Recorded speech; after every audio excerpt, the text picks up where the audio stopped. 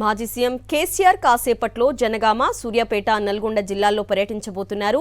మరో 40 రోజుల్లో పోలింగ్ జరగనున్న నేపథ్యంలో ప్రధాన పార్టీలు ప్రత్యర్థిని ఇరుకున పెట్టేందుకు కథన రంగంలోకి దిగుతున్నాయి.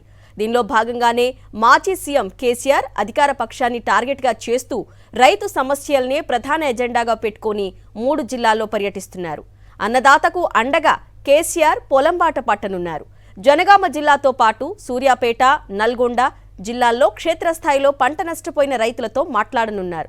ఇప్పటికే కేసీఆర్ పర్యటన నేపథ్యంలో బీఆర్ఎస్ జిల్లా నాయకత్వం అన్ని ఏర్పాట్లు చేసింది. ఇప్పటికే ఎర్రవెల్లి వ్యవసాయ క్షేత్రం నుంచి కేసీఆర్ బయలుదేరారు.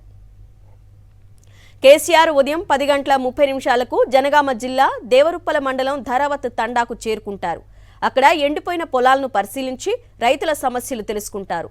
ఉదయం 11:30 సూర్యాపేట జిల్లా తుంగతుర్తి మండలంలోకి ప్రవేశిస్తారు.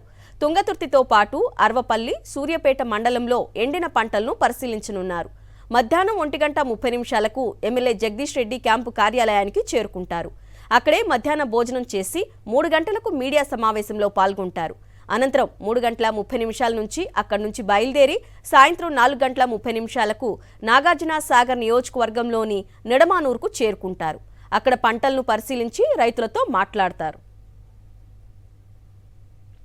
నల్గొండ జిల్లాకు గుండెకాయ లాంటి సాగర్ ఎడమ కాలువ ఆయకట్టు పరిధిలో కనీసం సాగుకు నీరు అందించే పరిస్థితి లేకపోవడంతో పొలాలన్నీ ఎడారిగా మారిపోయాయని బీఆర్ఎస్ నేతలు ఆరోపిస్తున్నారు. ఈ నేపథ్యంలో నష్టపోయిన రైతులను ఓదార్చడంతో పాటు గత 10 ఏళ్ల కాలంలో తాము ప్రణాళిక ప్రకారం పంటలకు నీరిచ్చిన విషయాన్ని రైతులకు గుర్తు చేయనున్నారు. నష్టపోయిన రైతులకు అండగా ఉంటామని భరోసా ఇవ్వనున్నట్లు పార్టీ వర్గాల ద్వారా తెలుస్తోంది. మరోవైపు సూర్యాపేటలో నిర్వహించే ప్రెస్ మీట్లో కేసీఆర్ ఏం మాట్లాడనున్నారు అనే విషయం రాజకీయంగా ఆసక్తిని కలిగిస్తోంది.